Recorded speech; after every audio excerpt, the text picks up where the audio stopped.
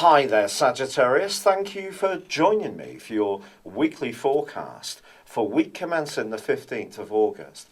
There are two very important influences for you individually this week.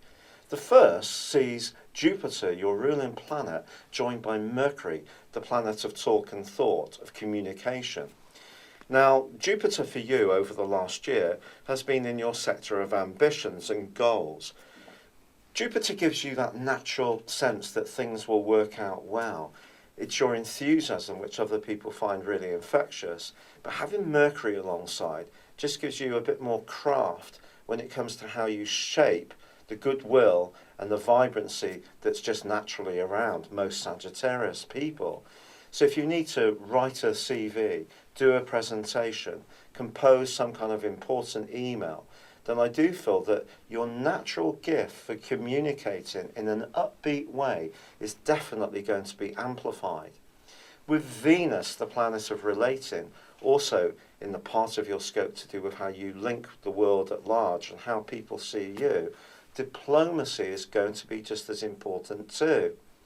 However, the other influence, which I think is so key, is that for over a year, Saturn has been making his way through your sign. This has been a profound experience for you.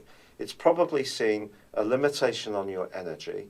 You may have come to let go certain activities, strands, or approaches out of your world and simplified your existence. If you've done this, however tricky it's been, the great news is that you're creating the space to really focus on the things that are truly important. So something that once seemed very important to you can now seem rather frivolous, or you may now be engaging with something that you would never have conceived would have been so important to you in past times. But with Mars moving alongside Saturn in the second half of this week, I think your resolve is going to increase enormously.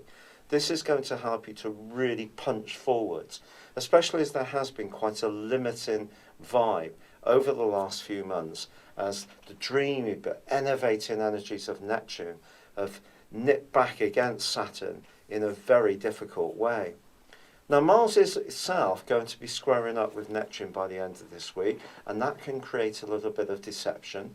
You still need to adopt a careful approach around emotional issues, around family life, and around your own personal needs. But I think generally, Mars is going to be giving you a lot more urgency, a lot more drive, and a lot more direction, and things can move forwards, which is really exciting. However, there is a lunation, a lunar eclipse on Thursday in the sign of Aquarius, which for you is a lot of electric, nervous energy. It's opposing the Sun, which is in your fire sign of fire, sister fire sign of Leo, and it suggests that ideas are going to be buzzing around, particularly as this eclipse is going to be angling towards Uranus, the planet of restlessness, which is in a very creative part of your scope. So I think in the latter part of this week, there can be some important discussions. Try to let other people have their point of view too, but at the same time, the more open you are to novel or different approaches, the better it's going to be. If you're keen to open up your world in some kind of dramatic way, you may be encountering someone close to you who wants to keep the status quo.